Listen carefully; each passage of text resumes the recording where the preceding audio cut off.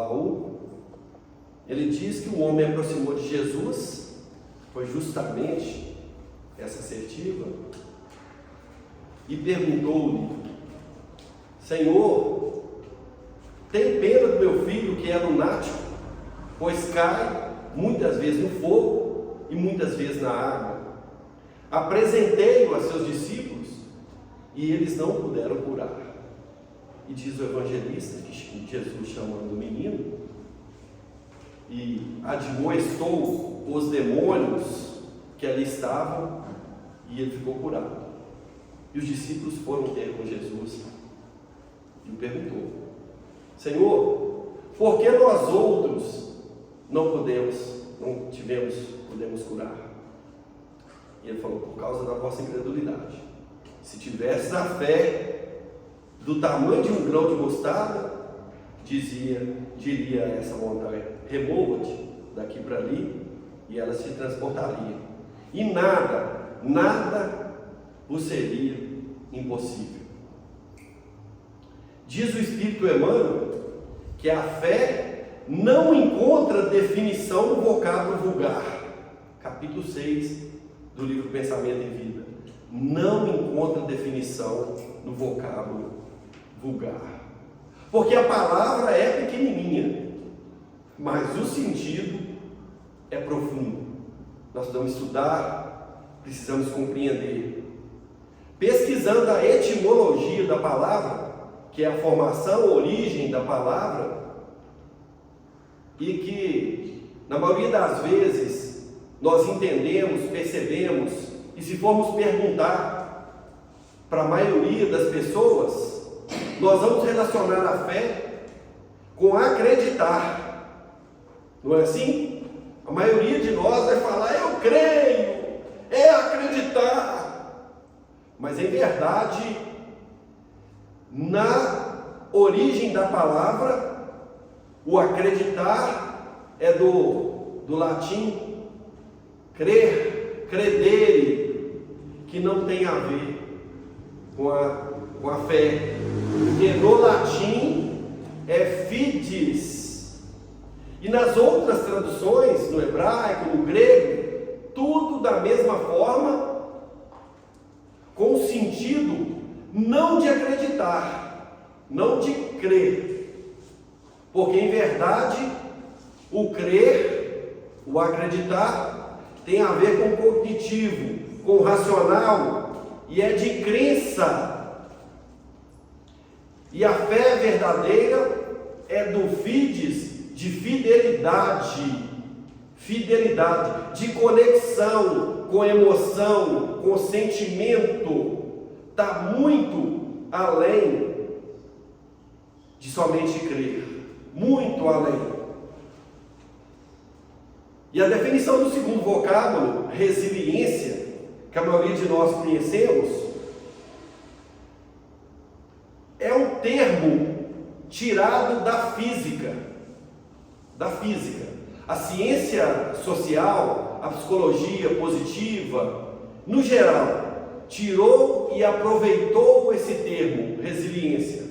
Mas na física, é aquele material que, ao receber uma força, ele é flexível, ele cede àquela força e depois retoma a sua origem. Como uma ponte, por exemplo. Se a ponte, os metais, as ligas de aço que compusessem uma ponte não fossem resilientes, com a simples aumento de temperatura, e não estou dizendo nem o peso, passando por cima dela, ela já sofria danos. E ao passar um veículo por cima, ela ia quebrar, ela ia partir. Não teria jeito. Um copo de vidro é duríssimo. Não tem resiliência, porque se cair no chão, ele estilhaça, ele quebra. Uma árvore muito dura, uma madeira muito dura, ao sofrer uma pressão externa, ela quebra, se rompe. Mas uma madeira flexível, tipo um bambu, sofre uma ventania, uma pressão, coloca a copa lá no chão e quando passa, ele retoma, ele volta.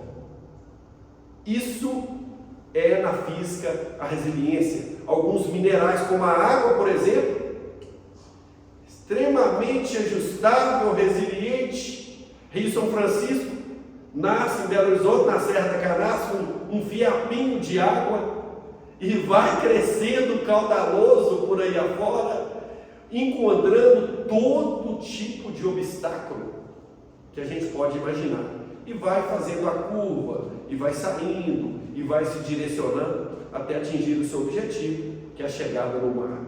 Esse termo, que já dá ideia para nós da resiliência espiritual, tirado da física, a gente já pode perceber o que os estudiosos queriam aproveitar esse termo. E vai dizer na psicologia positiva, inclusive, que a resiliência é essa capacidade do indivíduo de sofrer, de passar por uma situação da vida, por passar por momentos, às vezes, conflituosos, pesados, que a gente chama de problema, de tudo. Nós damos todo tipo de nome, mas que em verdade ele sofre uma pressão por causa do próprio movimento da vida, e sofrendo essa pressão, ele retoma a seu estado de origem e tira daquela dificuldade que ele passou grandes experiências. Então, é o indivíduo que, ao passar por situações conflitantes, pesadas, difíceis de passar, e nós conhecemos muitas delas, ele não só retoma a sua posição, ele não só ergue novamente do ponto de vista de equilíbrio espiritual, equilíbrio social, como também ele cresce com isso. Ele vai crescer com as situações da vida. Isso é a resiliência, que a fé e a grandeza, a fé e a resiliência são grandezas diretamente proporcionais. Quanto mais resiliente nós vamos sendo com os embates da vida, mais aumenta a nossa fé. Quanto mais fé a gente vai tendo, mais potência espiritual, mais resiliência a gente tem. São grandezas diretamente proporcionais. Nós trabalhamos esse tema lá no encontro da Capela do Sol, no encontro de carnaval. Alexandre estava até lá. Mas foi assim de uma maneira diferente, porque são oficinas, né? A gente traz os vídeos, proporciona as pessoas falarem também e trazerem seus posicionamentos, suas experiências na vida, porque é sempre assim mesmo, a gente vai aprendendo um com a experiência do outro, e isso é extraordinário, né? A gente vai olhando do lado, vai aprendendo, vai ouvindo, e as pessoas mencionavam em determinada hora de trabalho que nós fizemos, as pessoas mencionavam as experiências que elas tiveram e que conseguiram superar, deram uma resposta positiva na vida, porque resiliência é isso. O Espírito Emmanuel vai dizer em uma lição que a vida, na estrada da vida, ela vai te trazendo algumas situações que em verdade, conflitos, dizer que são pequenas, para que a gente, no todo da vida, consiga, no momento de aflição ou de dificuldade maior, dar uma resposta positiva. Então, em tudo a gente começa pequeno, coisas pequenas que a vida vai apresentando, e que você vai se fortalecendo para dar conta de algo maior, porque ela nunca vai apresentar algo grande de uma vez para nós, porque a gente não dá conta, nós não damos conta. Então, à medida que você vai dar conta, e é o adágio popular, né? Deus não coloca um fardo mais pesado nas suas costas do que você dá conta de carregar. Primeiro, que seria injustiça e absurdo. Esse movimento, ele é pedagógico para o seu aperfeiçoamento, para o nosso aperfeiçoamento, seja qual for a situação da vida que a gente estiver passando, seja qual for a situação, a gente vai fazer de pequeno para grande. Eu estava vindo agora lá do Verde Vale, terminei um trabalho lá também, do Obreiros, né, do Centro Obreiros da Luz. Aí quando cheguei aqui nessa rotatória, aí você ganha os sinais ali, e ganhei o último sinal, que é esse que vem para pegar a Avenida Padre Tarcísio. E aí, quando o semáforo abriu e ficou verde, o que se eu perguntar a Lara, de 4 anos, né, que é a minha netinha, quando o semáforo abre, o que você pode fazer e você está no veículo, ela sabe responder. Ela comigo no carro fala: tá verde, vovô, pode ir. Todo mundo sabe. E o semáforo abriu e eu fui ganhar para Tarcísio, mas veio uma carreta de lá, em alta velocidade. E óbvio que o sinal para ela estava vermelho, porque para mim estava verde. E todo mundo arrancou e todo mundo parou e ela atravessou. De uma vez. Aí eu falei: mas que cara! Estou indo fazer uma palestra lá na casa. Estou indo fazer uma palestra agora lá na casa do caminho. Pelo amor de Deus, Senhor, eu preciso aprender a dar resposta positiva a situações de conflito na vida. Perceberam que é coisa pequena e que fica grande? Se eu dou uma resposta agressiva, esse cara, e começa a xingar, o cara é louco, eu entro numa situação de desequilíbrio e um abismo vai puxando o outro. Esse é o exercício da vida. É isso, eles vão te dando. Então, eu vim da palestra, eu vim para outra, o cara passa e fala: esse cara, e comecei a vibrar negativo pro lado dele, esse cara é louco, passa em cima desse tanto de cara. Eu pensei: ô Senhor, estou a falar de resiliência, de fé, Senhor. Ai meu Deus, eu tenho que aprender demais. Obrigado pela oportunidade. Coisas pequenas, isso que o Espírito Emmanuel fala, Paulo. Isso aí lembrou uma passagem do Haroldo. Ele falou que no Transneurologia o cara fechou ele e ele baixou o vidro. Aí o filho dele falou: você vai xingar o moço? Ou assim, e se for um ouvinte, se eu estou indo fazer palestra, se ele está indo velho, como é que você vai fazer? Gente, para vocês que estão de casa, aí, o Paulo que está lá, não deu para ouvir, ele lembrou de uma passagem do Haroldo Dutra Dias, o grande divulgador da doutrina espírita, que disse que estava indo fazer uma palestra, o cara fechou ele, e aí ele abriu o vidro para xingar o filho dele, estava do lado, falou para ele: o senhor está indo fazer palestra? Tô. Pois é, e se ele estiver lá ouvindo, você vai xingar ele, né? Aí ele levantou o vídeo de novo e desistiu do xingamento. Por isso que é bom estar rodeado por uma nuvem de testemunhas, né? Não saber nós que nós sempre estamos.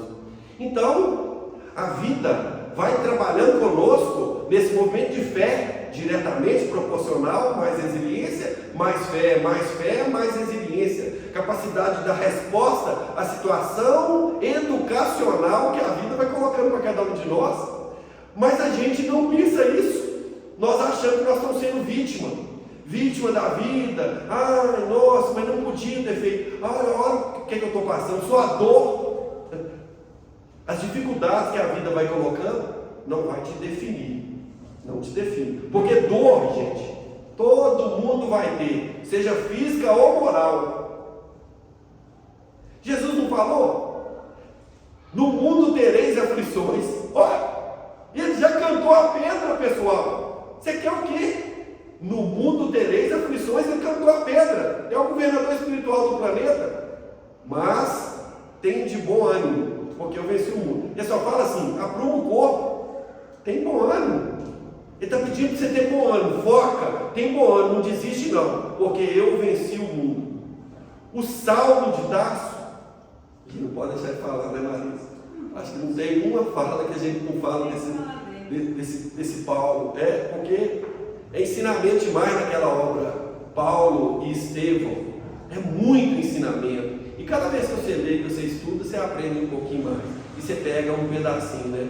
É claro que eu não vou contar a obra, nem... É só para a gente poder elucidar, para trazer aqui uma galha dessa árvore de fé e resignação. Mas o Saulo, um perseguidor dos cristãos, ele achava que ele estava correto, e ele fala: eu vou quebrar o Paulo. Não foi assim, né, gente? É claro. Eu vou começar agora a perseguir. Não tem choro nem vela. Se fosse mineiro, ele ia falar: uai, senhor, ele não está perseguindo o pessoal? Ele não está, esse negócio está errado, não está de acordo com a igreja, com o sinédrio. Eu vou atrás. E eu vou começar com um nanico que tinha lá, porque pequeno é doído, né? Eles são mais tenazes. Um tal de Ananias, um sapateiro. Vou vou pegar, vou prender, e é ele para dar um exemplo para todo mundo, que esse sujeito, ele está convertendo todo mundo lá. Ele está onde que ele passa, ele é igual um furacão, vira todo mundo cristão. Então, eu vou pegar para ele, vou começar dele. E vem com a tropa toda, e chega a história que quase todos nós sabemos, né? Na estrada de Damasco, um clarão, e ele cai do camelo. Ele cai. E aí começa o movimento de resiliência espiritual daquele que seria o maior divulgador do Evangelho. O maior. Começa ali o movimento de resiliência espiritual. Primeira postura dele, com a dificuldade que ele passava no momento. Cego, ele ficou cego com o clarão, com a aura de Jesus, ele cega, né? Meio-dia, sol a pino, cai do animal e toma postura, porque é isso, é tomar postura diante das adversidades, mudar o foco. Se você estiver equivocado, você muda o foco, porque cada um de nós vive com o conteúdo e com o conceito de vida que você tem. À medida que alguém te apresenta um conteúdo, um conceito melhor, inteligentemente você pega ele e passa a viver conforme ele. A diferença está aí. Se ele ficar permeando só na superfície, não vai fazer diferença na sua vida. Mas se você entendeu, agradou e concordou racionalmente, faça descer para o seu coração com ação, com mudança no dia a dia. E toma postura, sem choro, sem achar que a vida está judiando você, com sentimento de autocomiseração, ou dó de si mesmo, pena de si mesmo, ou vitimismo, né? Ou reclamação, se fosse assim, e sempre colocando o outro. Não, tomar postura. E aí ele toma, Senhor, olha, começa aí o movimento espiritual dele. Claro, um homem e com uma competência extraordinária, ele já tinha uma competência, ele tinha uma vivência de outra encarnação, é uma diferença, é um homem diferenciado, é claro, mas completamente equivocado. E estando no corpo de carne, com a influência da matéria, todos nós podemos equivocar, isso é absolutamente natural. Francisco de Assis não foi para a guerra, espírito puro, né? Praticamente, um discípulo bem amado de Jesus. João, o evangelista, é a própria reencarnação dele, não foi para a guerra, ouvindo a voz, Francisco, constrói a minha igreja, Francisco, constrói a minha igreja. Ele vai construir a igreja, não era nada disso, era uma intervenção espiritual dele em torno do movimento de deturpação do evangelho que estava acontecendo. Até pegar no fuzil ele foi. Então, quando nós estamos no corpo de carne, é atenção plena, né? Total atenção, abrir a mente e o coração. Senhor, o que queres que eu faça? Diz Saulo de Tarso, 500 na cidade, já entrou sério, né? Talvez a maioria de nós já fez espinhando lá, né? Não, você sabe que meu sentimento era justo, você sabe que eu queria fazer o bem, agora eu estou cego. Ô, gente, parênteses, o cara tinha 35 anos de idade, bonito, igual nós assim, né, Mauro? Bonito, forte, elegante, atleta, corredor de biga, né? O cara ganhava os negócios lá da corrida de biga. O sujeito falava 3 idiomas, estudou, tinha 2 ou 3 faculdades, em Alexandria, onde que era? 3 faculdades no planeta, na Terra. Ele estudou. Era discípulo de Gamaliel, que era a maior autoridade que tinha, a autoridade religiosa e política era junto. O tal Gamaliel era o cara, a maior autoridade, respeitado e tudo mais. E quem estava indo para substituir ele? Saulo de Tarso. Gente, pensa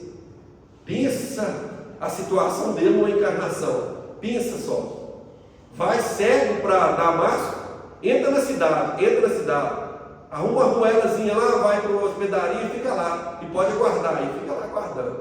Nisso Jesus vai lá de quem ele ia perseguir, que ele queria prender, que é o Ananias, né? Vai lá no Ananias, acorda de madrugada, está precisando dele. Aí, irmão, é o tipo da coisa, nós temos que ser pronto, né? Pronto, Senhor! Levanta! É pronto, chamou, é pronto. Foi isso que o trabalhador de última hora que Jesus ensinou. um dos ensinamentos da palavra do trabalhador de última hora, ou os trabalhadores na vinha, ele é conhecido por isso também. O trabalhador que foi na última hora, ele não desanimou, ele não desistiu hora nenhuma. Já é meio-dia, ninguém veio me chamar, me assalariar, foi embora, tirar uma sonequinha depois do almoço. Ele ficou até na chamada 1/10 hora. Aí o dia era 12 para trabalhar, ele estava até a 11. Na hora que, é a parábola, né? Na hora que o dono da vinha vai chegando, mas o que você está fazendo aí? Porque ninguém nos assalariou. Por que você não foi trabalhar? Ninguém nos assalariou. Mas eu estou pronto, vai para a vinha trabalhar. E eu vou contar o resto, porque esse é outro estudo que nós vamos fazer, que é extraordinário. Essa parábola é ensinamento demais, gente. Mas Paulo vai. Ananias, eu estou pronto, Senhor. Porque é pronto, gente. Trabalho vai nos chamar, tem que estar pronto, sem murrinha, para tudo, para auxiliar, para beneficiar. Pode ser domingo, depois do almoço, todo mundo gosta de domingo. Pode ser. É assim, as pessoas vão nos buscar. Sabe, gente?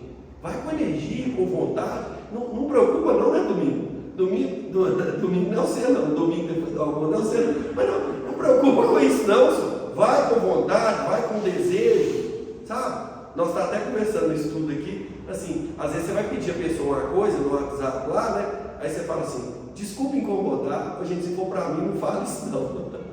Você não está me incomodando, é um prazer poder servir.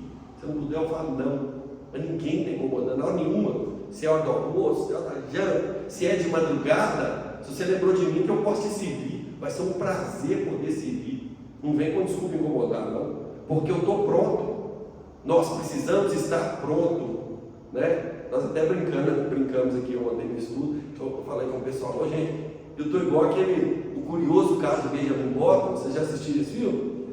Pois é, o sujeito, em vez de envelhecer, está ficando novo. Ele foi ficando novo até virar criança. É assim, cada vez mais novo e com disposição. O corpo vai deteriorando, mas eu sou espírito. Estou importando com isso? Eu sou espírito.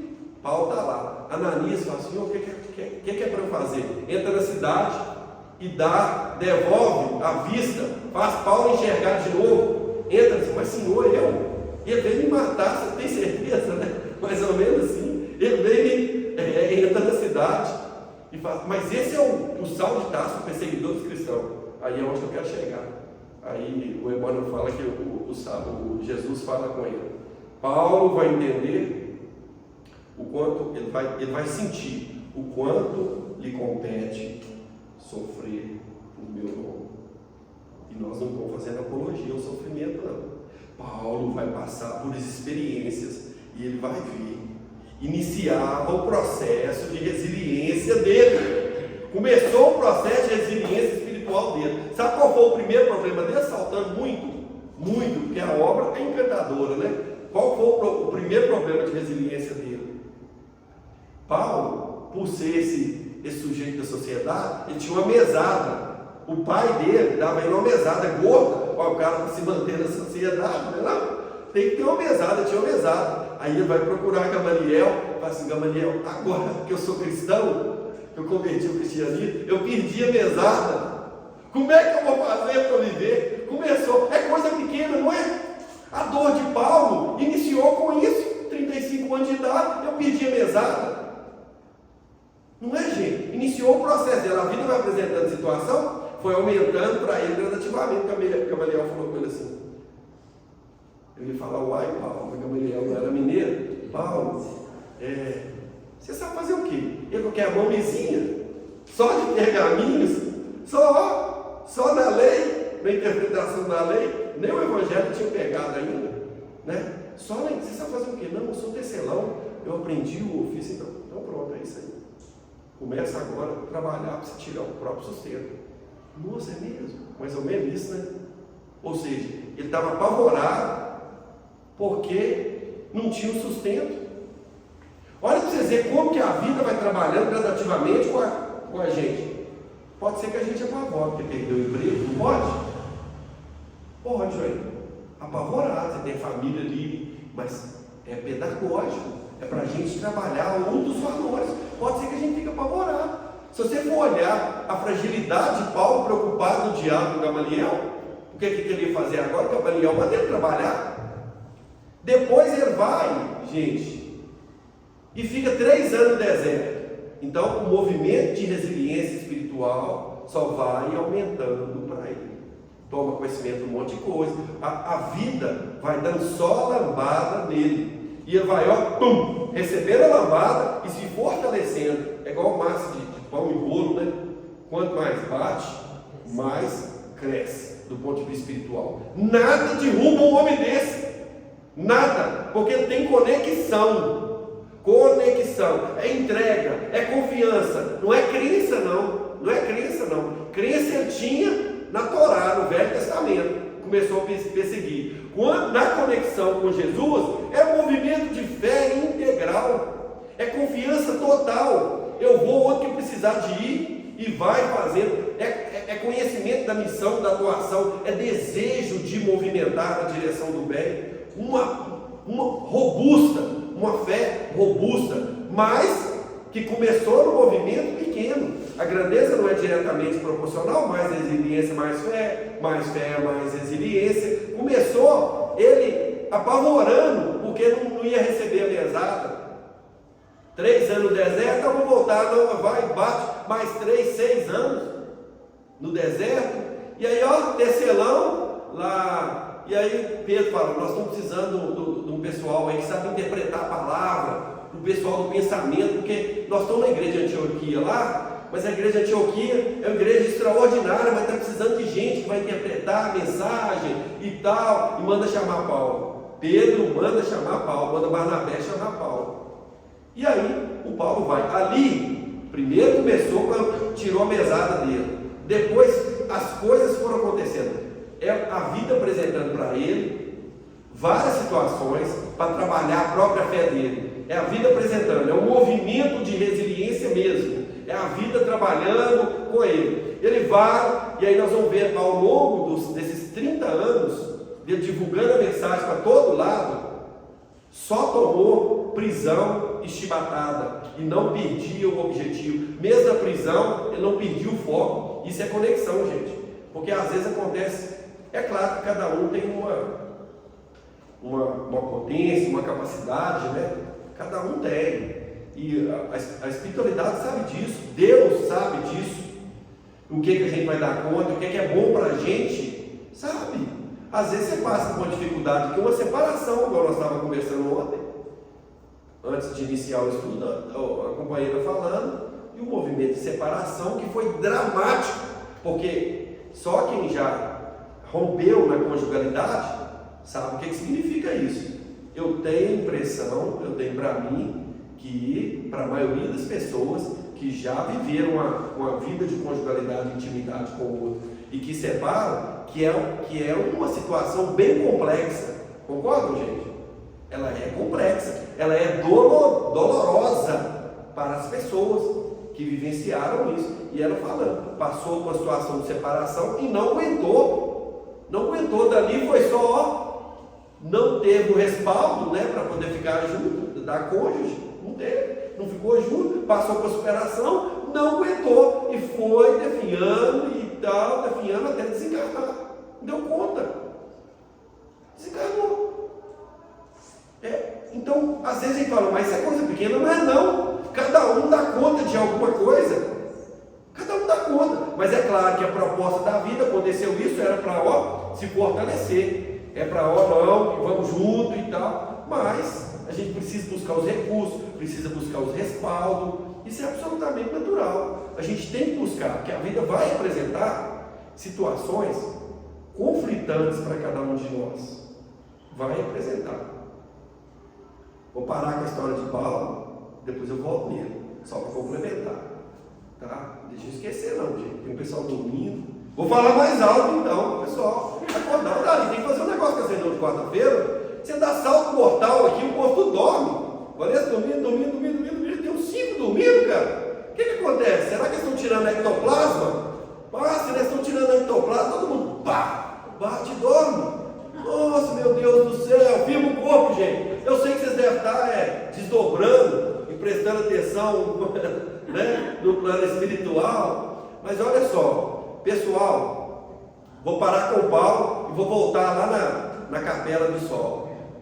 Então nós estávamos falando a respeito da resiliência, e cada um trazendo seu depoimento. Aí uma senhora falou assim, acho que foi da turma de Alexandre, uma senhora falou assim, pois é, e contando, aí um contava que foi difícil para ele, ao momento que eu fiquei desempregado, foi o momento mais difícil para mim, e tal. Aí o outro contou, olha, eu estava bem, até a esposa que contou com o marido, eu estava bem, de repente comecei a sentir uma dorzinha, fui lá no médico, aí pedi uns exames, era câncer, tá com câncer. Aí pediu o exame, fez a biópsia para ver e tal, era maligno. E aí como que eu vou me comportar diante disso? Não são situações que a vida apresenta para a gente, não é?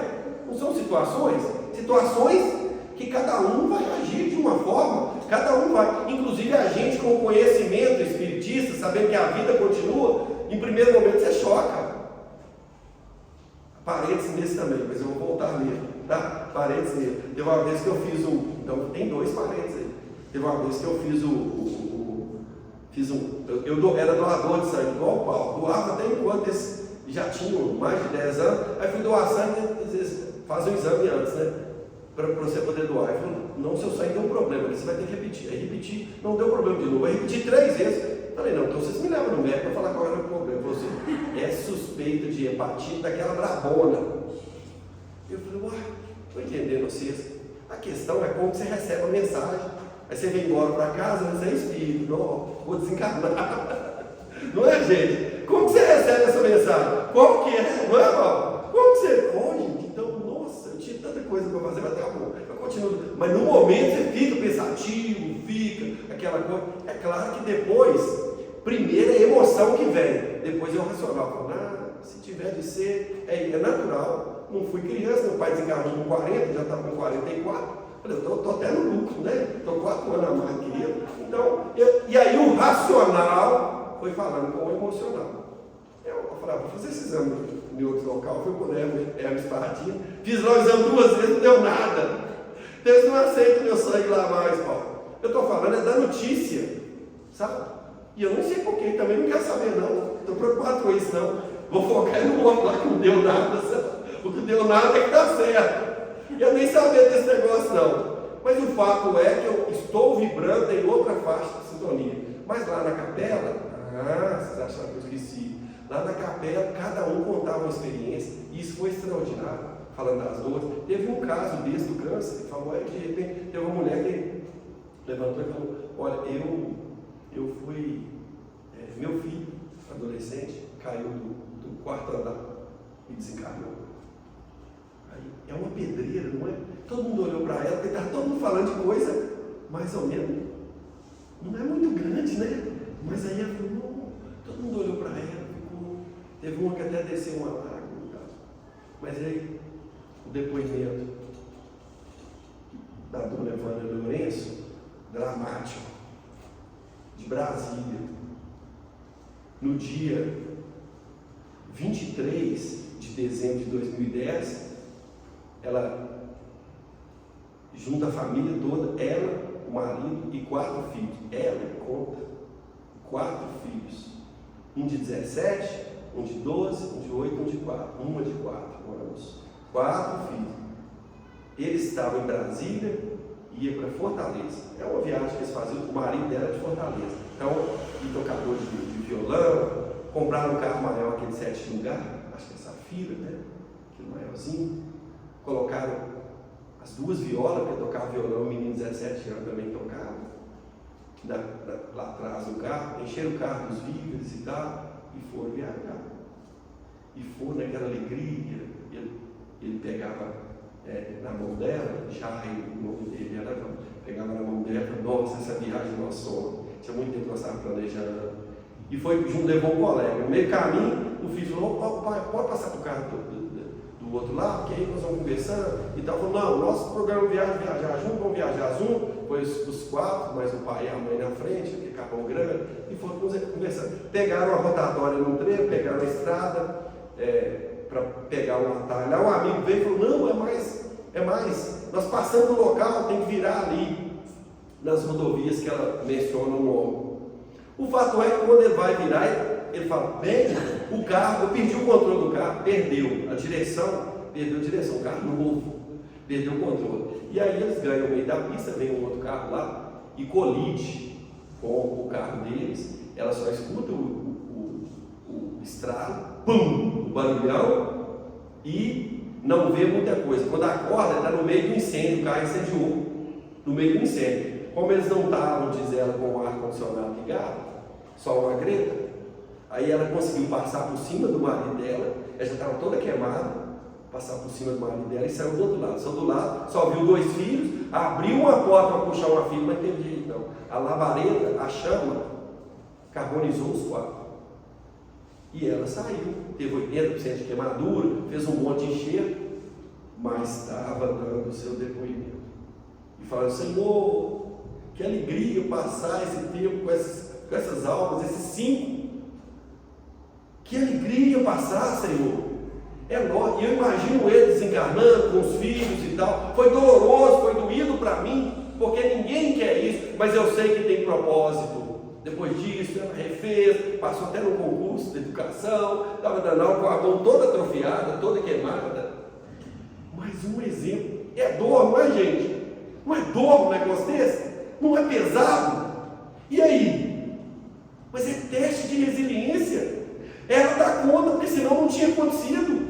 E ela precisa extrair disso as melhores lições. É pequenininho como o cara da carreta que passou ali agora, que eu dei vontade de xingar, e que eu ó, porque eles falam assim, não, Bob, você não dá conta de coisa grande não, o senhor é pequeno. Começa assim, essas coisas pequenas do dia a dia, você é espírito mequetrefe, nós vamos com calma com você, para dar no seu uma retada maior, mas agora por enquanto não. Vai trabalhando esses negócios pequenininhos aí. É isso que você tem que ir trabalhando. Aí vai aumentando gradativamente, porque são situações que não estão fazendo apologia à dor, não. Para quem está chegando por aqui agora, não é isso não. Doutrina espírita não faz apologia à dor, não. Jesus é que fala, no mundo tereis aflições.